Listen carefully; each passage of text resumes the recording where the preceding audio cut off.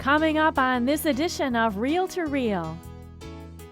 Pope Francis High School to open a single temporary campus.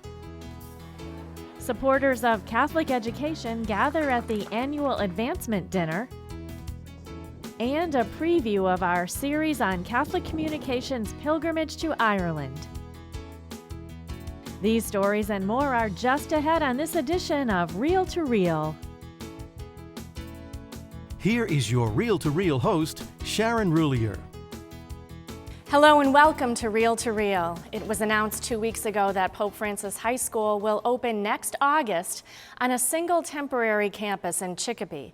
During a press conference held at the current Holyoke Catholic High School, officials said the decision made by Springfield Bishop Mitchell Brzezinski would allow the new Pope Francis High School an opportunity to offer a stronger and more diverse curriculum program sooner. In an earlier message and letter to parents, faculty, and staff, the bishop said the current Holyoke Catholic site will house Pope Francis High School while construction on a new facility takes place in Springfield. This change, he said, was the result of the fact that, quote, projected enrollments for Cathedral High School at the Wilbraham site have not materialized. Ever since a tornado destroyed Cathedral High School's Surrey Road facility in Springfield back in June 2011, the school has been operating out of the former Memorial School in Wilbraham at a rental cost of $360,000 annually. While that facility served as an important lifeboat, it has been seen as out of the way and contributing to lower enrollments. During the transition time in Chicopee, the city of Springfield has agreed to extend busing for city residents to Springfield Street. At the recent press conference, plans for combining the two campuses were detailed. Dr. Paul Gagliarducci, Executive Director of the Catholic Secondary Education Initiative for the Diocese of Springfield, said enrollment would be capped due to the size of the Chicopee site. Since the building has a capacity of 400, we have to cap the number. So we've decided to give ourselves a little bit of breathing room. So we're in the 370 category, 375, which basically says the incoming freshman class no larger than 85 students. Gagliarducci also said the move would result in some staffing changes. Mr. Miller is retiring, so there is a search committee looking for a new leader. Whether or not that person is selected before then, I'm not sure. Mrs. Lenahan will still be on board in some capacity. Not have been determined. She could be the principal until that new person comes on board. She was dean of students before, but she'll still be part of the administration. She does a great job. In terms of the faculty, we know that there will be some reduction. We don't know how much yet, but we're working on that. In terms of the support staff, obviously that we're looking at combining a lot of different groups together, the business group and other groups together. So there may be some reduction in support staff as well. Officials say the decision was not easy, one that would create another transition for some students, one that school officials are preparing for. Sister Andrea Suzuki, superintendent of schools, says a committee of students has already been formed to address concerns. What are the concerns that are coming forth from the students in terms of how do we lessen the anxieties that might happen when you bring two communities together? So they do hope to plan for retreats, for social gatherings, to come to know one another. Many of them have already become friends through the sports activities. In fact, although the official opening of Pope Francis High School is still months away, both schools have already successfully merged their sports programs. Starting with the winter season, under an agreement from MIAA, they will play under the Pope Francis Cardinals name.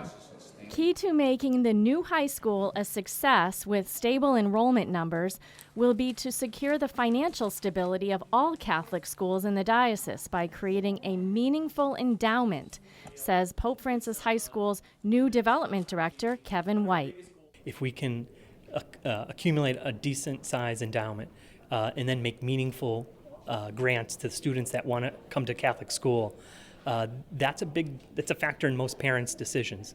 The economy has changed dramatically, costs have gone up, so it is important that we have a pot of money there where we can say if there's somebody who says, I want to go to X Catholic school, they can do it. We can make it a reality for them. This important aspect, along with a myriad of other details, are being reviewed and developed by the Transitional Advisory Committee, which meets regularly to guide the process toward opening day of Pope Francis High School.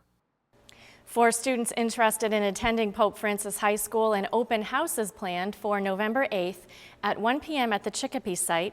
That will be an opportunity for parents to learn more about this exciting new Catholic academic opportunity. And just a quick shout out to the combined Cathedral and Holyoke Catholic golf team, which won its Western Mass title this week and is headed to states. Good job.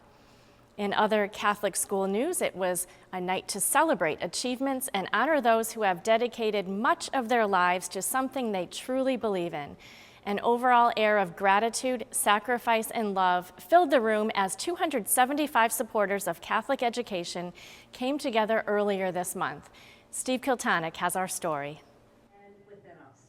Students, teachers, faculty, and staff from schools in the Diocese of Springfield attended the 16th Annual Catholic Schools Advancement Dinner and Awards presentation as Springfield Bishop Mitchell Rosansky and Sister Andrea Suzuki, Superintendent of Schools, presented awards for community leadership and lifetime achievement.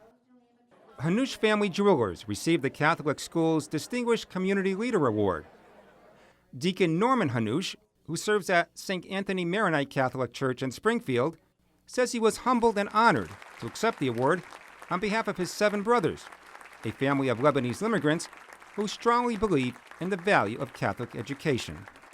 We're 8 brothers, the Hanush family, no sisters. Between us, we have 36 children, and one of the years, over the past 20 years, one of the years we had 16 Hanush kids going to St. Thomas in West Springfield for the education. Deacon Hanush urged his fellow Catholics to follow the message of Pope Francis. Right now, the Pope, he's telling everybody, love everyone. We need to love. If more people would love and share, and that's the way. That's what Catholic education does. It teaches the kids to love each other. Father Peter Gregory, pastor of St. Charles Parish in Pittsfield, was honored with the Catholic Schools Lifetime Achievement Award. Father Peter is a graduate of St. Joseph Elementary and High School in Pittsfield. He praised the education he received there from the Sisters of St. Joseph. The Sisters of St. Joseph that gave us a wonderful gift, not only of academic, but also the disciplines, the values, the example of being a Christian. And I see the importance of it naturally as we grow and go through the years. The dinner honoree was presented to St. Joan of Arc School of St. Rose de Lima Parish in Chicopee in honor of the school's 100th anniversary. Founded by the Sisters of the Presentation of Mary, St. Joan of Arc educates students from pre-K through 8th grade. Principal Paula Jenkins.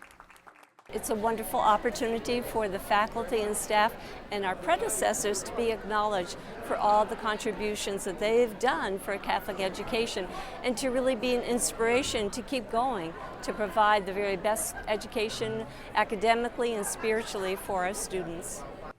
The evening also included reflections on Pope Francis from 4 students who were invited by Congressman Richard Neal of Springfield to be his guests to hear the Pope address Congress last month. And the distinguished alumni speakers were brother and sister Matthew Weber and Carrie Weber Lynch, graduates of the former Holy Cross Grammar School and Cathedral High School in Springfield. I was there that night, and I will tell you, every award winner and speaker spoke from the heart and with conviction about how important Catholic education is, and I really admire all of them for their dedication. And congratulations to all of the award winners. And still to come on Reel to Reel, Dan Dumas looks at the latest news from the Diocese of Springfield and a preview of our series on Catholic communications pilgrimage to the Emerald Isle. These stories and more are still to come on this edition of Reel to Reel.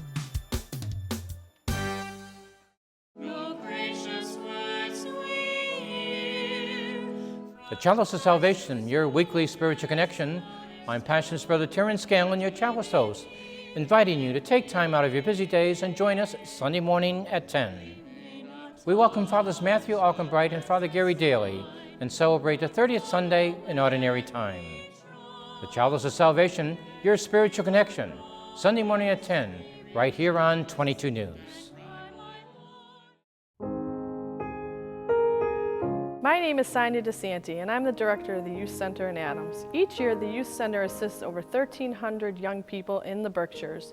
Your donation to the Annual Catholic Appeal allows us to help those in the greatest need in our community. Every dollar stays here in Western Massachusetts. Please consider donating to the Annual Catholic Appeal, and together we can serve with love. To donate, log on to diospringfield.org.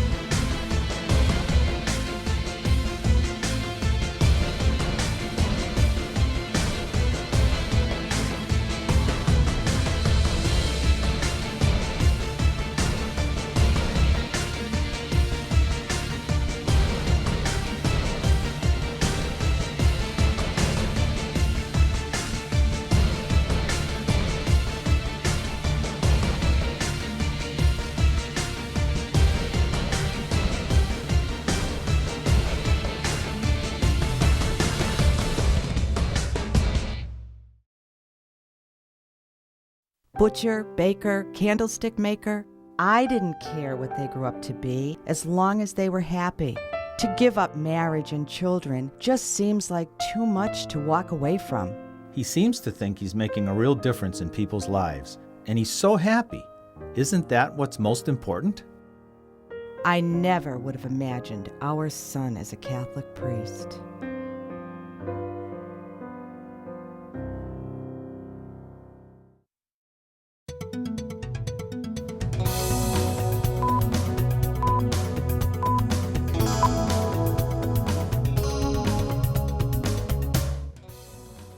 I'm Dan Dimas with your Reel to Reel News Brief. Last weekend was a busy one for Springfield Bishop Mitchell Rosansky as a number of events took place, starting on Saturday with the Catholic Latino Men's Conference at St. Mary's Parish in Westfield.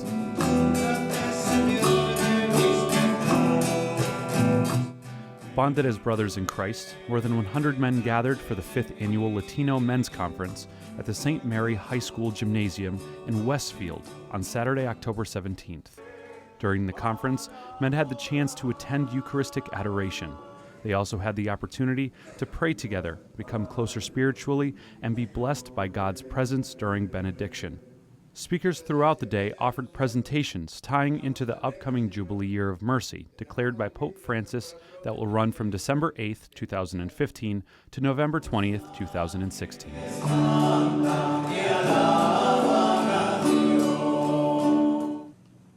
Organizers of the conference were grateful to all those who helped plan the event and the many who attended.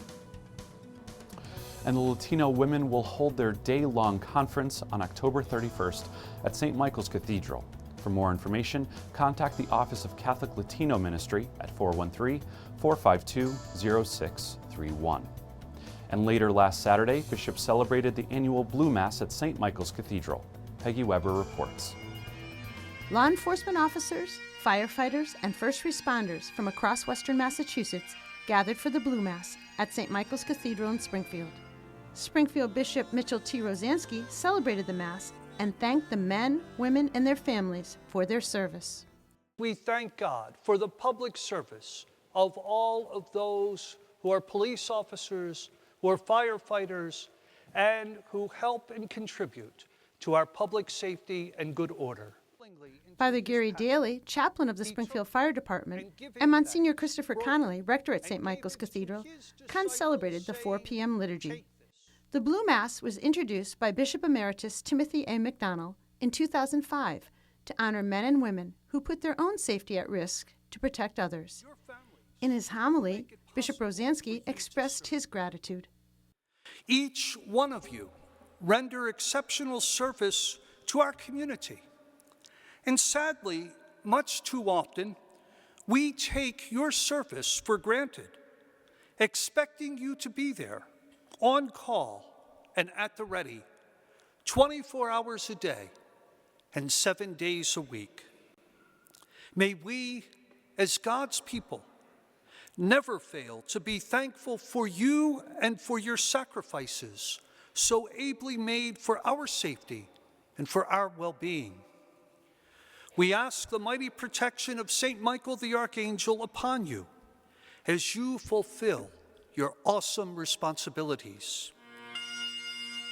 Those who made the ultimate sacrifice also were remembered at the Blue Mass.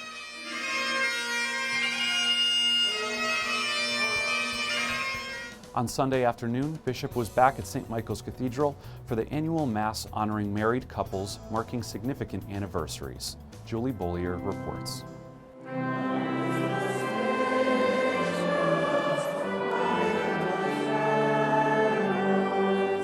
Whether it was the 5th or 75th, more than 100 couples gathered at St. Michael's Cathedral on October 18th to celebrate their anniversaries and to renew their vows with Springfield Bishop Mitchell Rosansky. In sickness and health, I will love you and honor you all the days of my life.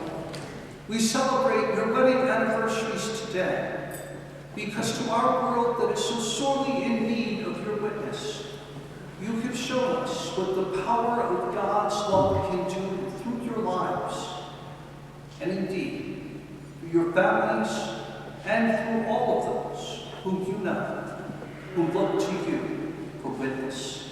The Maddens were among those couples renewing their vows, and this year was a special year for them as they celebrate 50 years of marriage. Pat recalls her wedding day from September of 1965 at Christ the King Church in Ludlow. Oh, Father Baranowski was the first pastor there. He set the first marriage, and it was a Polish wedding. So it went on from 7 in the morning until about 10 at night. The Maddens were later blessed with 2 daughters, Karen and Kathleen. Following the service, Bishop Rosansky gave the Maddens an individual congratulation on their 50th anniversary. In Springfield, this is Julie Bollier. And in recognition of the importance of marriage and family life, this past week Pope Francis established a new dicastery overseeing laity, family, and life issues. Read more at iobserve.org. In other news, towards the end of summer, a Feeding Hills parish again played host to a faith revival. Steve Kiltonick tells us more.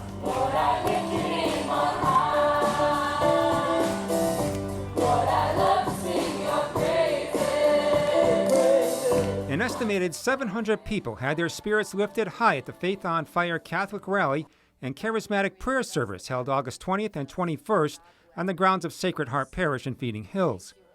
The third annual event was sponsored by the Hamden West Deanery and the Diocese of Springfield Charismatic Renewal. The rally, which was free to the public, featured many different activities and opportunities to grow and renew one's faith. Some of the highlights included adoration of the Blessed Sacrament, prayers for healing by the priests and deacons, and praise and worship music performed by Psalm 33 of Blessed Sacrament in Westfield.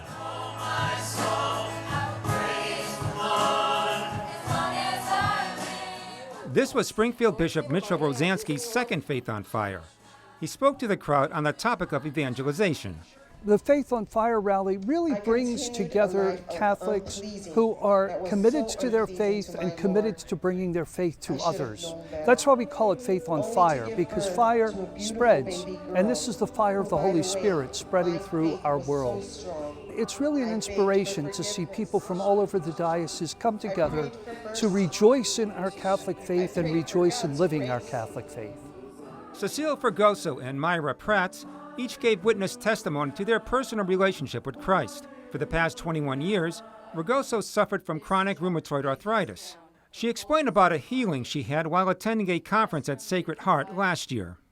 I had a vision given to me of what it would be like not to have the rheumatoid arthritis, which I didn't understand at the time. Later on in the afternoon when I was prayed over, I realized that that was just a foreshadowing of what was coming to me as a gift later that day when I was healed of the rheumatoid arthritis. I had been on 5 medications up to that point, and the next day I stopped 4 of them. Prats talked about her journey to become more Christ-like after she fell away from the Catholic faith. She said her transformation began 7 years ago at a women's retreat held at St. Mary in Westfield. It was a pray over, and at that pray over, beautiful things happened, and I felt the Holy Spirit move within me, and I felt a cleansing that night, and after that, my life has never been the same. My life is so peaceful and so full of His joy, and my faith is, not to be cliche, but my faith is on fire thanks to that path, the path that I chose to live with Him. The combination of food, song, dance, and worship brought out the best in all who attended this growing annual Catholic event. I'm Steve Kiltonic. I will not demand. I offer you my spirit that you might understand. And finally, this past week, St. Mary's Parish School in Westfield announced the appointment of Lynn Collins as the new dean of their elementary school. Collins was selected after an extensive search. You can read more about her as well as stay informed on all the happenings in the Diocese of Springfield and beyond by logging on to our news and information website, iobserve.org. There you'll find up-to-the-minute and accurate news in the Catholic Church, both locally and from across the globe. That's our news and information website, iobserve.org. I'm Dan Dumas, and that's your Reel to Reel News Brief. Joining me now is Joy Danita Allen of the Ladies of St. Peter Claver, one of the organizers of this year's Purple Mass. Thanks for being with us today, Joy. Thank you, Sharon. It's my pleasure to be here. Now, we have had several masses throughout the years, the pink mass, blue mass, red mass, and they are all very important to people of faith and to support their particular causes. What prompted people to organize this mass, and what's the role of the Ladies of St. Peter Claver? Well, St. Peter Claver is a Jesuit priest who really believed in helping those who were enslaved, and he did many good works for them at a time where that was not looked good upon. And so, to emulate the works of St. Peter Claver, the Ladies of St. Peter Claver and the Knights of St. Peter Claver look around the community and within the church to find different services that they can provide. And in deciding what services we were going to provide, I noted that many of the women have parents who have had Alzheimer's disease and at the time were suffering with Alzheimer's disease. Since many have passed, but the original goal was to bring awareness to Alzheimer's disease and to give an opportunity for acknowledgement and prayer for a cure and prevention. So when and where will the liturgy take place, and who can attend? The liturgy will take place here at St. Michael's Cathedral on November 21st at 4 o'clock on Saturday, and after there will be a reception to follow with some information.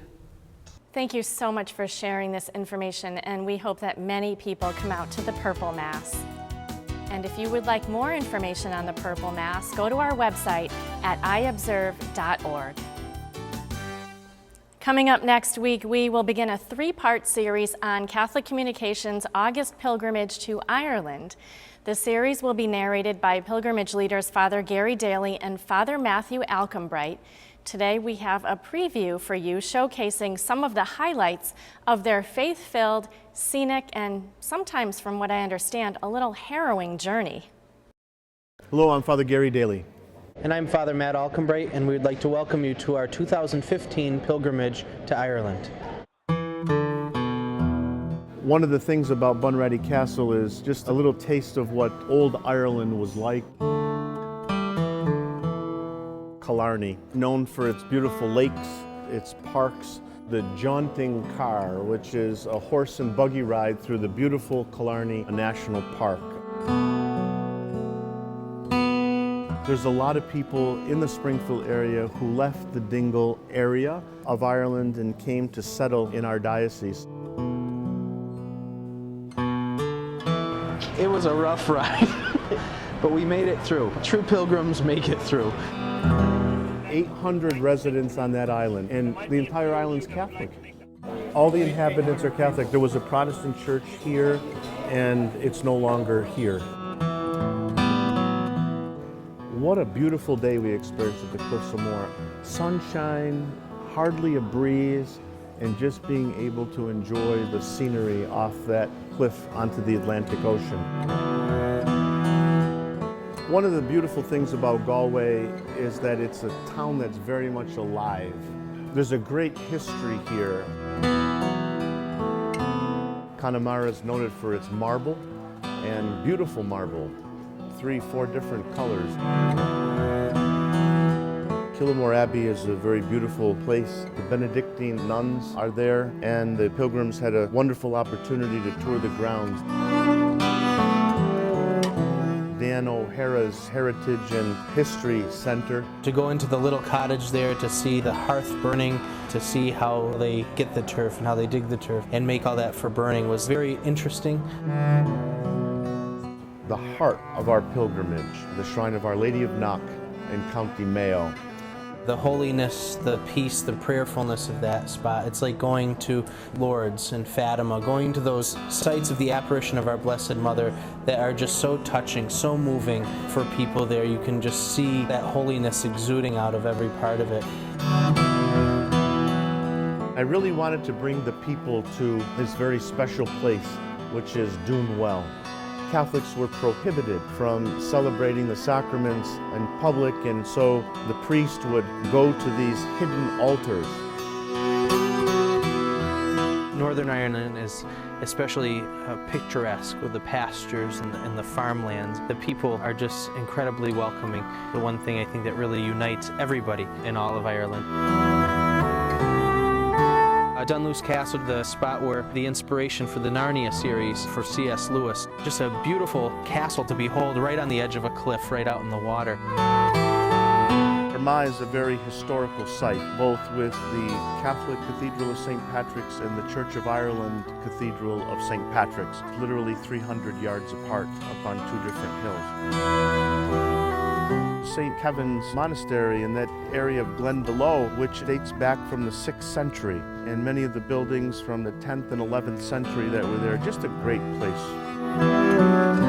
We looked at St. Kevin, which was back in the 6th century. This is way before Christ. Absolutely, yeah. Pretty amazing. The Neolithic age, you know.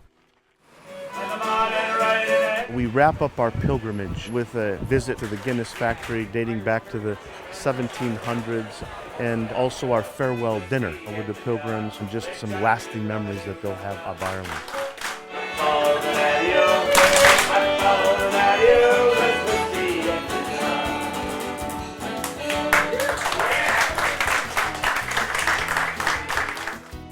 And I'm looking forward to much more from Ireland coming up throughout November right here on Reel to Reel.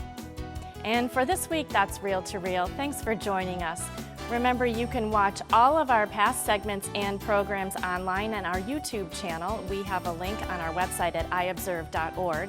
And there you can also get up to date on all of the latest news from the Diocese of Springfield and beyond. That's iobserve.org. I will see you again next week for another edition of Reel to Reel, your window on the world around you. Have a great week. Reel to Reel is a production of the Catholic Communications Corporation, funded in part by the annual Catholic Appeal, and the support of you, our faithful viewers.